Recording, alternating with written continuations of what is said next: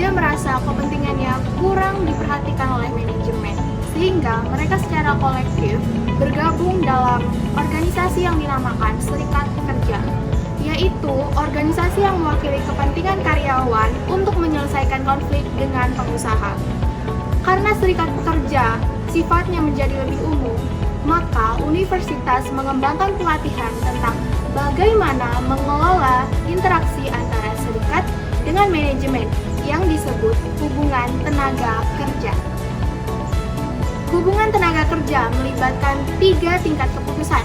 Pertama, strategi hubungan tenaga kerja. Kedua, negosiasi kontrak. Dan yang terakhir, mengelola kontrak.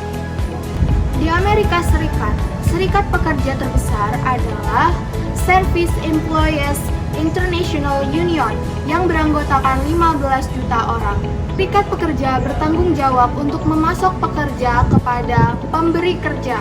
Misalnya, seorang majikan mengirim permintaan untuk tukang kayu ke balai perekrutan serikat pekerja. Perbedaan antara serikat pekerja dengan serikat industri yaitu serikat pekerja merekrut karyawan dengan jumlah yang terbatas untuk mempertahankan upah yang tinggi. Sedangkan serikat industri merekrut banyak karyawan untuk berbagai macam keterampilan. Sebagian besar serikat pekerja nasional terdiri dari beberapa unit lokal. Biasanya, serikat lokal memilih pejabat seperti presiden, wakil presiden, dan bendahara.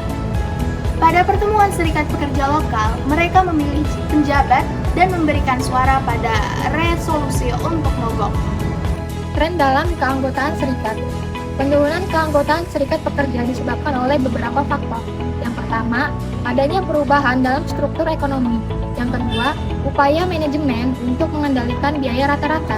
Yang ketiga, praktik sumber daya manusia. Dan yang terakhir, peraturan pemerintah. Serikat di pemerintah. Sepertiga pegawai pemerintah adalah anggota serikat pekerja.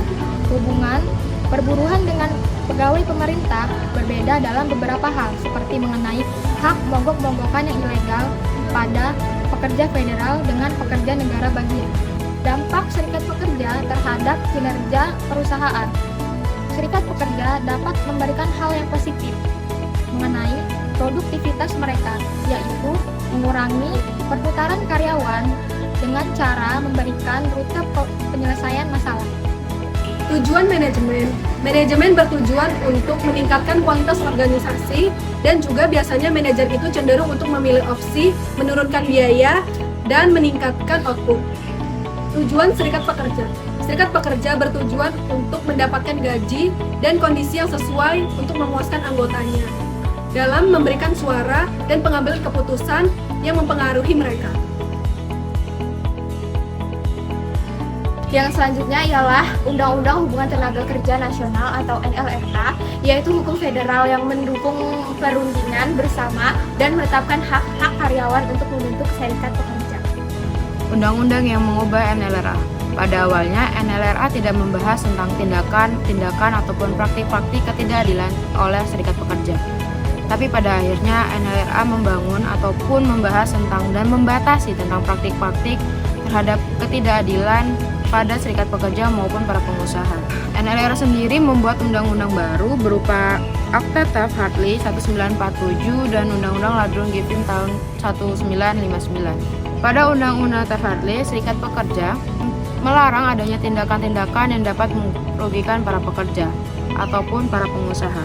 Yang pertama adalah piket massal dalam jumlah sedemikian rupa, sehingga menyebabkan para pekerja lain yang ingin bekerja tidak dapat bekerja. Yang kedua adalah terlibat dalam tindakan kekerasan pada saat kegiatan mogok kerja. Yang ketiga, mengancam karyawan lain secara fisik apabila mereka tidak ingin mengikuti kegiatan mogok kerja tersebut. Yang keempat, selama masa negosiasi kontrak, mereka bersikeras untuk tidak mengikuti tata aturan yang berlaku. Mereka hanya menginginkan ketentuan yang ilegal. Yang kelima, mengakhiri kontrak yang sudah ada dan mogok terhadap kontrak baru tanpa adanya pemberitahuan. Undang-Undang Taft-Hartley sendiri memberikan kepada ataupun memberikan peluang kepada negara bagian untuk menetapkan right to work law, yaitu membuat serikat pekerja, pemeliharaan keanggotaan dan toko agen menjadi ilegal. Selanjutnya adalah Dewan Hubungan Kerja Nasional atau LNRB. NLRB sendiri merupakan lembaga federasi pemerintahan yang mana menetapkan pemilihan perwakilan dan menyelidiki tindakan-tindakan yang tidak adil terhadap ketenagakerjaan. Di mana dalam NLRB sendiri membahas tentang representation election, yaitu bertanggung jawab untuk memastikan proses pengorganisasian.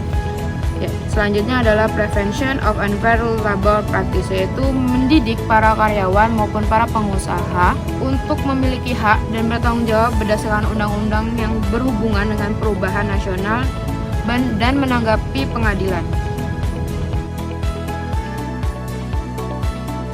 Pengorganisasian serikat. Pengorganisasian serikat pekerja merupakan proses di mana para pekerja membentuk serikat untuk menegosiasikan hak dan kondisi kerja mereka dengan atasan. Strategi serikat pekerja dapat bervariasi tergantung pada tujuan dan konteks organisasi. Pengorganisasian serikat dan strategi serikat pekerja dapat membantu para pekerja memperjuangkan hak dan kondisi kerja yang lebih baik. Hal ini dapat dicapai melalui tindakan seperti kampanye pengorganisasian untuk membujuk para pekerja bergabung dengan serikat pekerja, negosiasi kolektif antara pekerja dengan atasan, mogok kerja sebagai bentuk protes.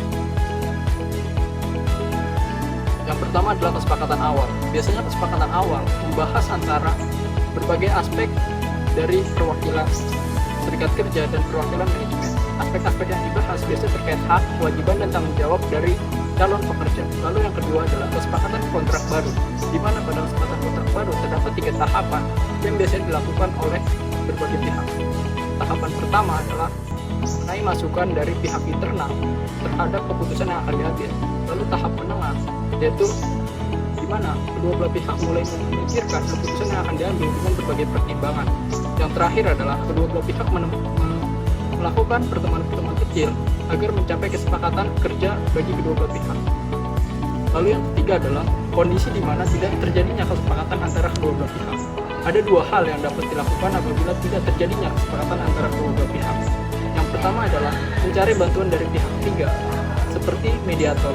Lalu yang kedua, apabila tidak tercapai kesepakatan ketika telah diadakan mediasi, mau tidak mau kesepakatan kerja harus dibatalkan dengan cara baik-baik. Penghentian hubungan kerja. Penghentian hubungan kerja karena suatu hal tertentu yang mengakibatkan berakhirnya hak dan kewajiban antara pekerja dan pengusaha. Ada 2 jenis penghentian pekerja. Yang pertama adalah mogok kerja, yaitu keputusan kolektif dari anggota serikat kerja untuk tidak bekerja sampai tuntutannya dipenuhi oleh perusahaan. Lalu ada penolakan pekerjaan, yakni tindakan pengusaha untuk menolak pekerja dari perusahaan sampai memenuhi syarat tertentu yang diinginkan oleh pengusaha ataupun perusahaan. Administrasi kontrak. Kesulitan dapat menimbulkan konflik yang berkelanjutan ke putaran negosiasi berikutnya. Peristiwa selama negosiasi terdapat pemogokan, penggunaan pekerja pengganti, atau kekerasan oleh salah satu pihak yang juga menyebabkan kesulitan dalam bekerja. Administrasi kontrak termasuk melaksanakan syarat-syarat perjanjian dan menyelesaikan konflik atas interpretasi atau pitasi perjanjian. Proses untuk menyelesaikan konflik ini disebut prosedur pengaduan. Pendekatan baru untuk hubungan kerja. Perkembangan ini adalah penekanan pada kerjasama antara serikat pekerja, manajemen, dan penggunaan sistem non-serikat untuk kepentingan karyawan. Kerjasama buruh manajemen. Pemahaman tradisional untuk hubungan serikat manajemen bahwa kedua pihak adalah musuh, sehingga masing-masing pihak bersaing untuk menang dengan mengorbankan pihak lainnya. Kerjasama antara tenaga kerja dan manajemen dapat menampilkan keterlibatan karyawan untuk mengambil keputusan. Yang pertama, tim karyawan untuk mengatur diri sendiri. Yang kedua, tim pemecah masalah manajemen tenaga kerja. Yang ketiga, pekerjaan yang didefinisikan secara luas. Dan yang terakhir, berbagi keuntungan finansial, juga informasi bisnis dengan karyawan.